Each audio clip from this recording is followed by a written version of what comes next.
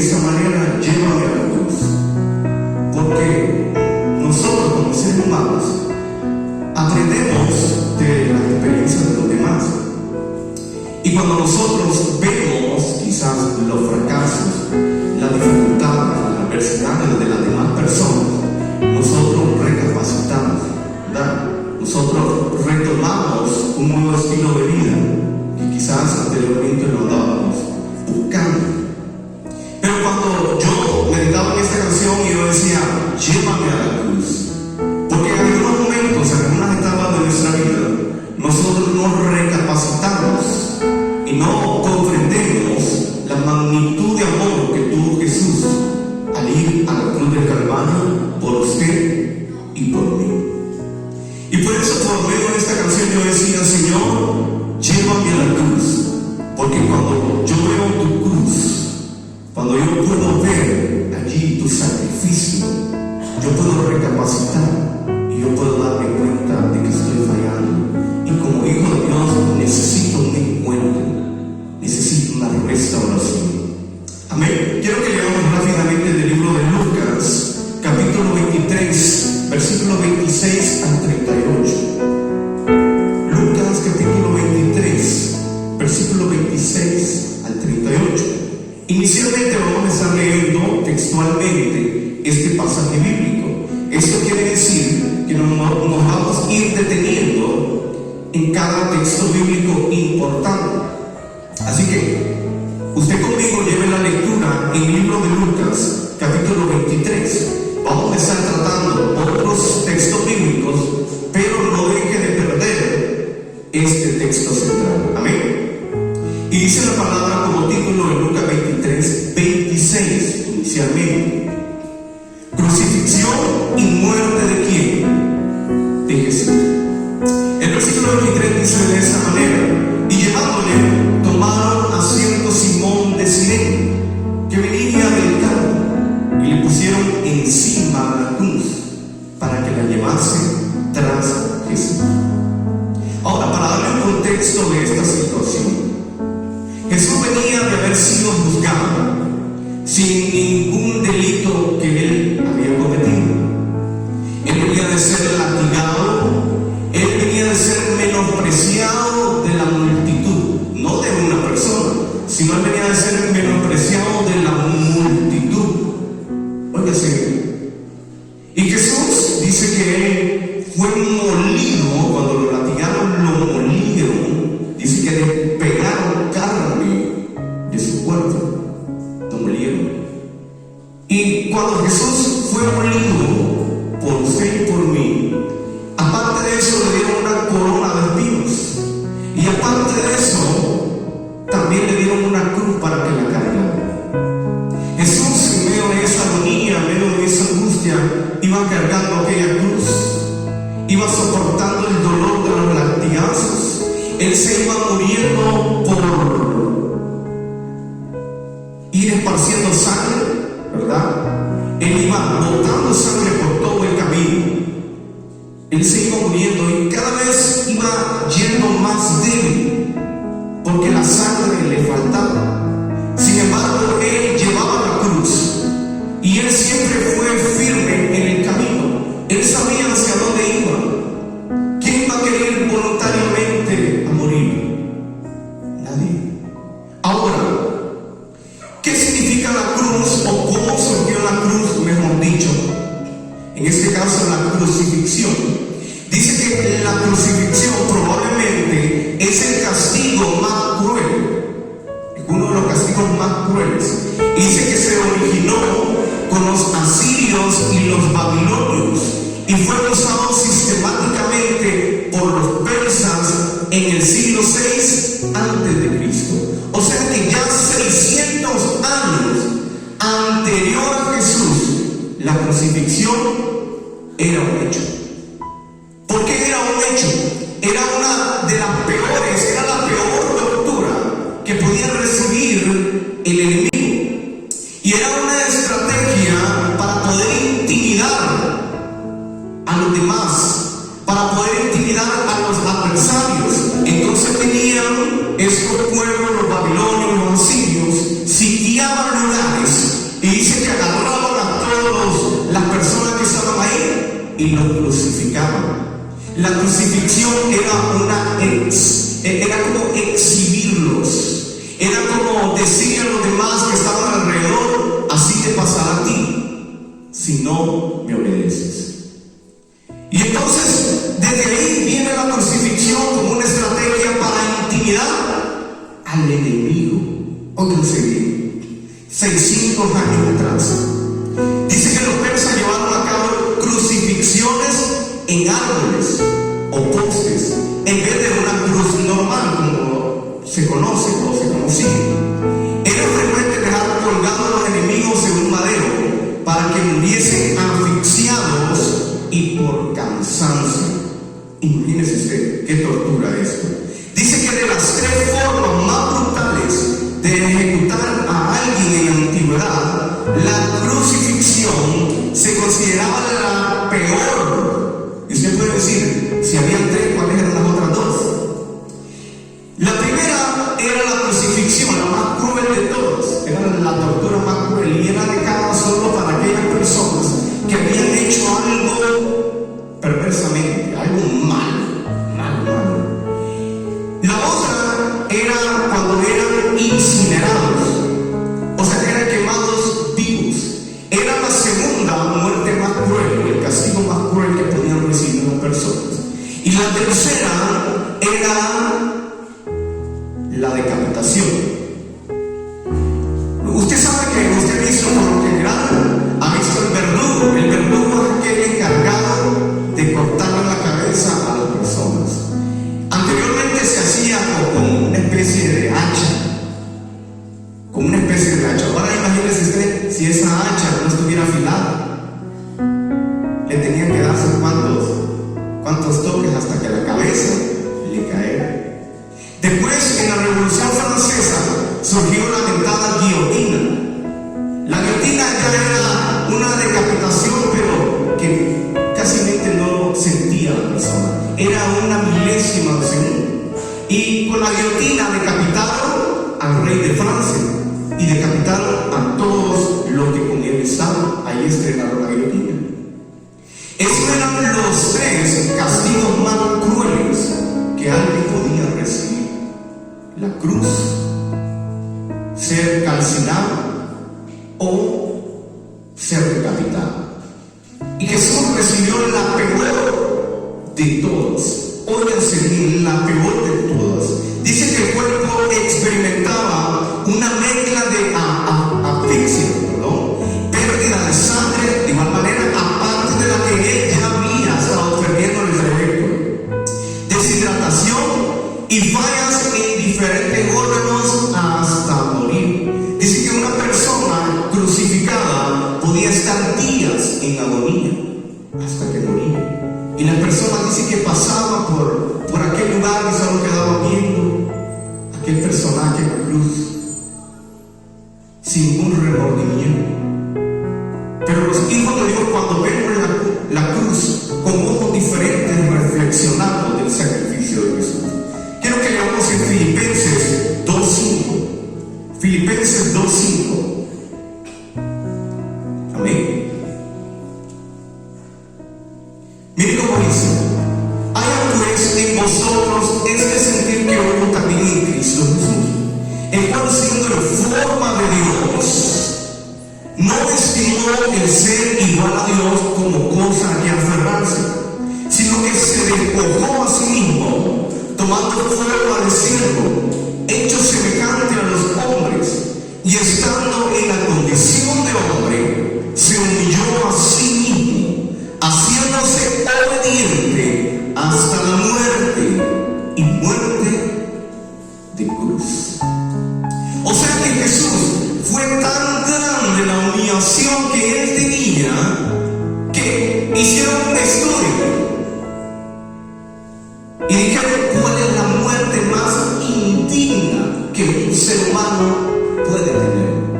¿Cuál es la muerte más cruel que un ser humano puede tener? ¿Cuál es el castigo más cruel que alguien puede recibir? Y Jesús dijo: ese es el que quiero yo, por amor a usted y por amor a mí. Jesús dice que no amó su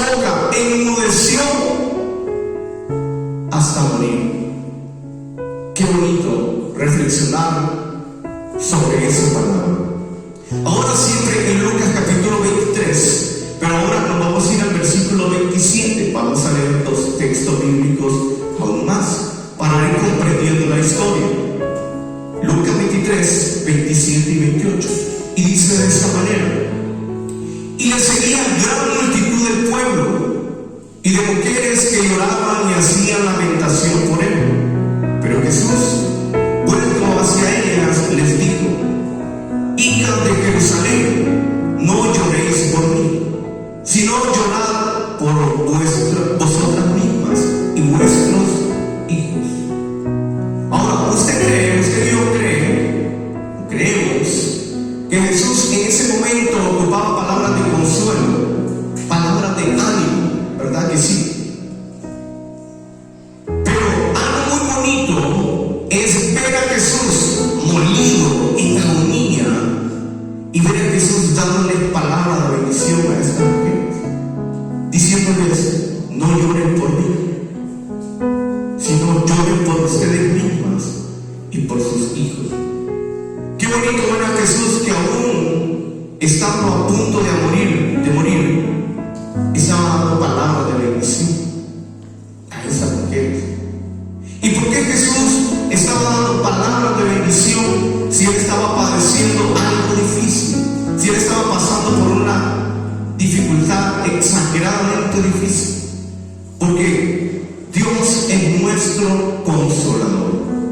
Y él había recibido ese consuelo. Y quiero que lo leamos en Lucas 22, 41.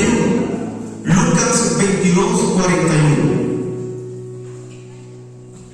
Lucas 22, 41. Y mire cómo dice: y él se apartó de ellos a distancia, como de un tiro de piedra, y puesto de rodillas oró. Hablando cuando Jesús fue a Getsemaní.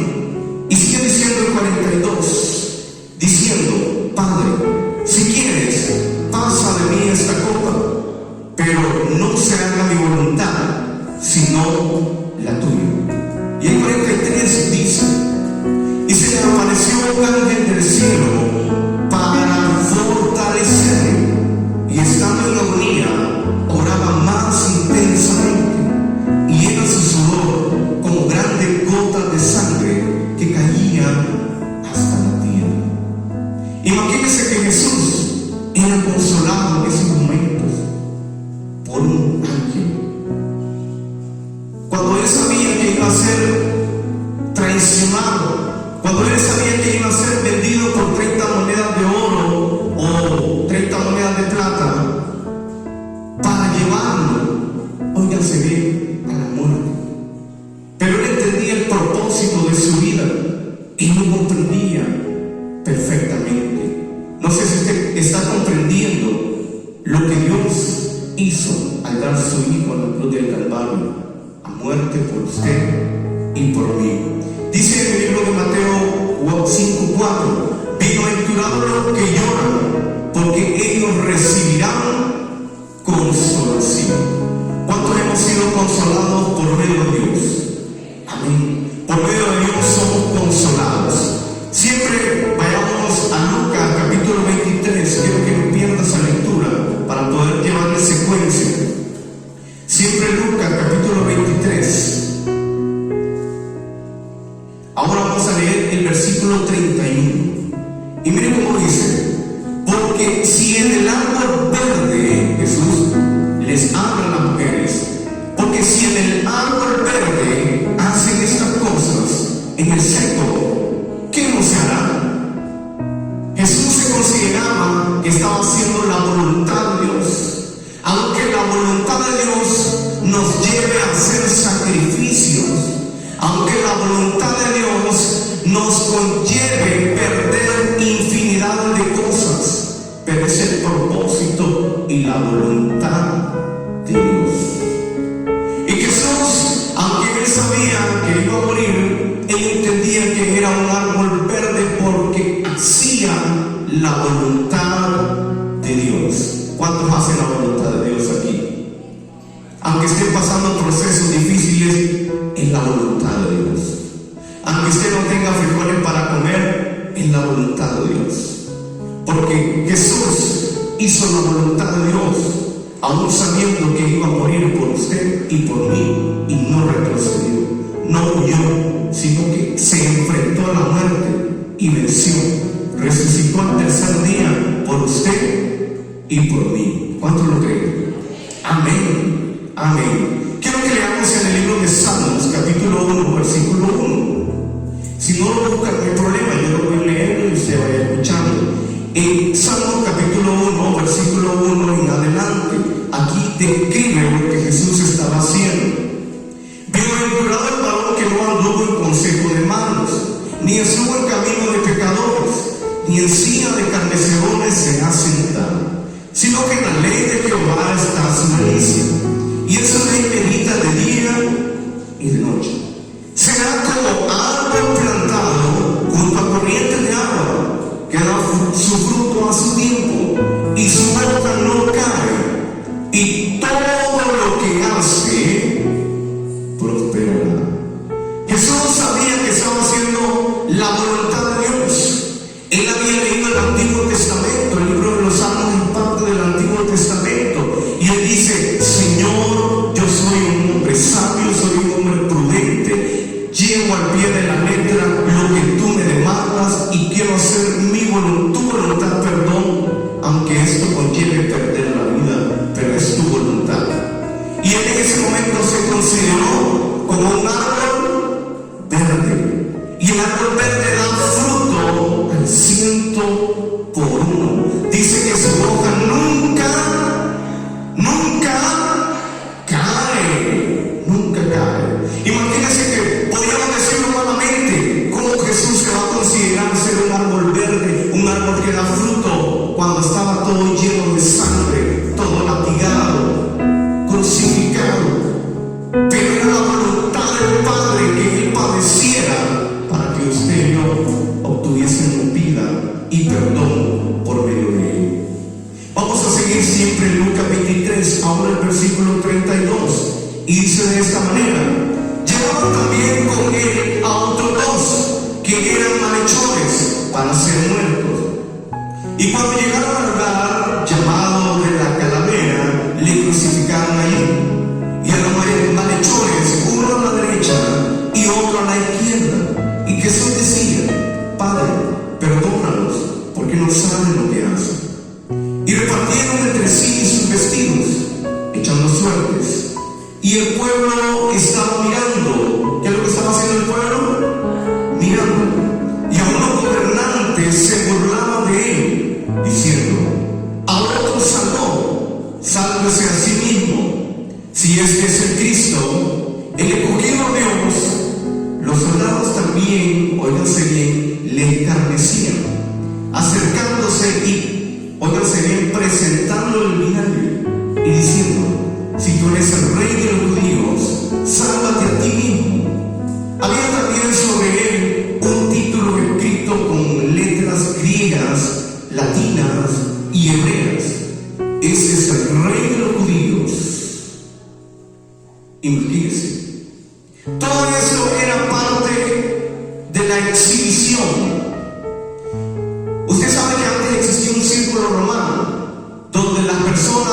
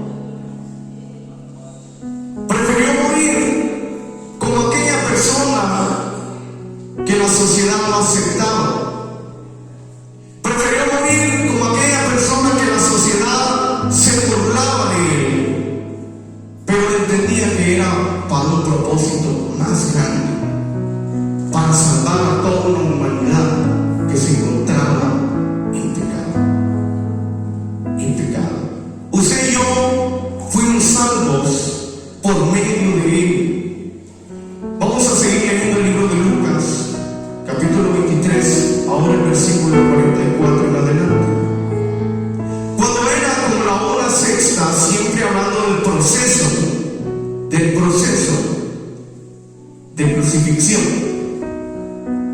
Cuando era la hora sexta, hubo tinieblas sobre toda la tierra hasta la hora 9, y el sol se oscureció, y el velo del templo se rasgó por la mitad.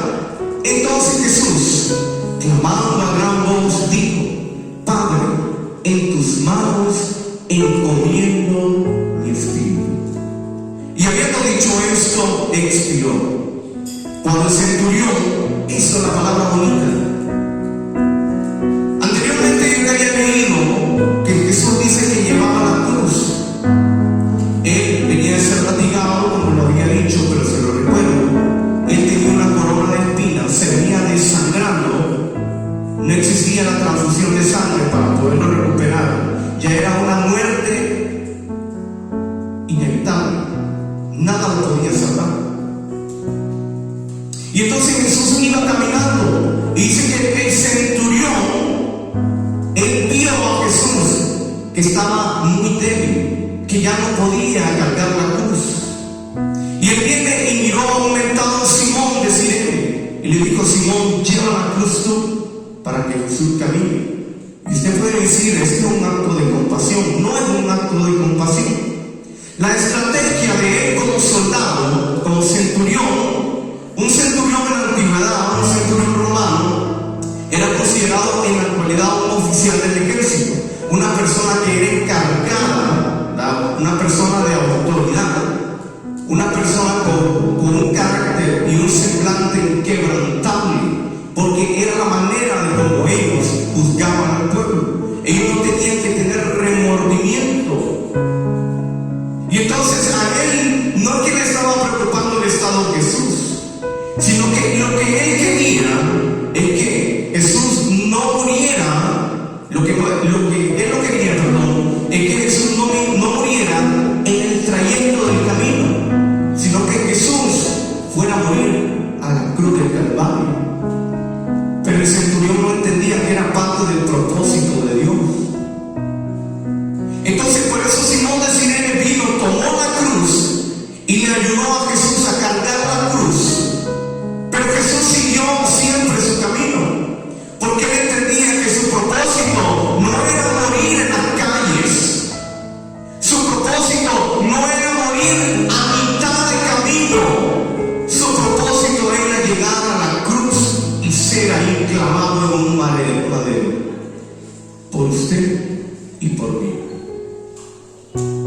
Y dice que, dándole todo ese contexto, nuevamente vemos al centurión. No describe la Biblia si es el mismo o es otro, pero nuevamente vemos a un centurión involucrado. Y dice que el centurión, al ver la cruz, al estar ante la cruz y ver al Hijo de Dios que acababa de fallecer, que acababa de expirar y dar el último aliento de vida, dice que ahí él reconoció su error y aceptó a Jesús. Por eso, por la muerte de Jesús, usted y yo reconocemos nuestro error y cuánto le fallamos a él. Y mire cómo dice en el versículo 47: cuando el centurión vio lo que había acontecido, dio gloria a Dios. Óiganse bien, un centurión romano dio gloria a Dios. Dio gloria a Dios y dijo: verdaderamente ese hombre era justo. Al ver a Jesús crucificado en la cruz, muerto, él reflexionó. Y por eso le digo, el tema de esta noche lo he titulado de esta manera: llévame a la cruz. Porque cuando nosotros menospreciamos la misericordia de Dios, cuando nosotros menospreciamos el favor de Dios, es necesario irnos 2023 años al pasado y ver aquel acontecimiento histórico cuando Jesús estaba en el madero. Déjeme decirle que si usted hubiera visto a Jesús en el madero, su vida fuese cambiada, fuese transformada y fuese renovada poderosamente. Amén. Vamos a seguir leyendo. Amén. En el versículo 48 sigue diciendo: y toda la multitud primero aceptó el centurión. Ahora dice la Biblia: y toda la multitud de los que estaban presentes en el espectáculo, viendo lo que había acontecido, se volvían golpeándose el pecho. Imagínese usted ver a todo un pueblo que antes estaba como espectador viendo a Jesús morir en la cruz del Calvario, viendo derramar su sangre en aquella cruz. Pero cuando Él dio su último aliento de vida, hasta que Jesús dio el último aliento de vida, es cuando el centurión lo reconoció, es cuando el pueblo reconoció el error y dijo: hemos matado al Hijo de Dios. Es cuando el pueblo reflexionó y dice que se golpeaba el pecho y dijeron: ¿cómo es posible que hayamos crucificado a una persona inocente, que hayamos crucificado al Hijo de Dios, el cual no nos hacía ningún mal, sino que nos decía que Él ha venido por amor a usted y a mí? ¿Cómo es posible que como Hijo de Dios le sigamos escupiendo la cara a Jesús? Como Hijo de Dios sigamos mirando como espectadores cómo lo crucifican y no reflexionamos de nuestro estilo de vida y no tomamos conciencia que nuestra vida sin Dios es imposible, que nuestra vida sin Dios no tiene sentido? ¿Cómo es posible que una iglesia nuevamente tenga que ver a Jesús colgado en un madero para que pueda reflexionar, para que pueda entender que Él ha muerto por usted y por mí? Amén. ¿Cómo es posible que tengamos que nosotros esperar a ver al Hijo de Dios en una cruz? ¿Cómo es posible? Una maestra, cuando yo estaba en Viajantes, dijo que si Jesús volviera a venir en la actualidad, lo volvemos a crucificar. Y es una realidad, es un hecho. Si Jesús volviera a venir ahorita en ese instante, como iglesia, lo volvemos a crucificar. Porque así somos los seres humanos. Reflexionamos hasta que vemos ya a la persona en agonía, hasta que vemos que nosotros, así como Jonás se encontraba en lo profundo de la mar, a punto de morir, hasta ahí reflexionamos que andamos mal. Hasta ahí. Por eso Dios permite angustias, tristezas, necesidades, para que hasta ahí nosotros reflexionemos. Porque cuando nosotros tenemos comodidad, tenemos dinero, ¿verdad? Tenemos todo lo que nosotros hemos soñado, hemos anhelado, nosotros ni tan siquiera le damos gracias a Dios. Hemos perdido la sencillez, perdemos la sencillez por el cual hemos sido bendecidos. Ay, pero cuando viene la prueba, cuando viene la dificultad, cuando viene la necesidad, ahí sí, Dios, a ti clamo, Padre Celestial. Y cuando tenía toda la solvencia, ¿por qué no le agradeció a Dios? Cuando Dios lo cuidó de la muerte, ¿por qué no le dio gracias? Cuando Dios le dio un trabajo, ¿por qué no le dio gracias? Cuando Dios le dio una familia, ¿por qué no le dio gracias? ¿Por qué empieza a buscar a Dios cuando lo ve en el madero clavado? ¿Por qué? Porque así somos. Y por eso Jesús escogió la peor muerte de todas, para que así reflexionase como humanidad. E incluso hay personas que todavía no reflexionan, pero Dios cumplió, y nosotros debemos de cumplir con Él y darle gracias por su muerte en aquel madero. Por eso cuando usted no tenga sentido en la vida, cuando usted no encuentre un propósito en la vida, solo dígale: llévame al madero, Dios. Quiero ver cómo tú te desangras. Quiero ver cómo tú dices: perdónanos, porque no saben lo que hacen. Quiero ver cuando era para mitigar el dolor, lo rechazaste. Quiero ver cuando te atravesaron una lanza sobre tu costado. Quiero ver, Señor, cuando diste mi último aliento en la cruz del Calvario, para que yo pueda reflexionar y pueda entender que tú moriste por mí, que tu amor es incondicional y nada lo puede cambiar. No importa que usted y yo seamos malos o pequemos a diario, el amor de Dios es ilimitado y cubre multitud de faltas.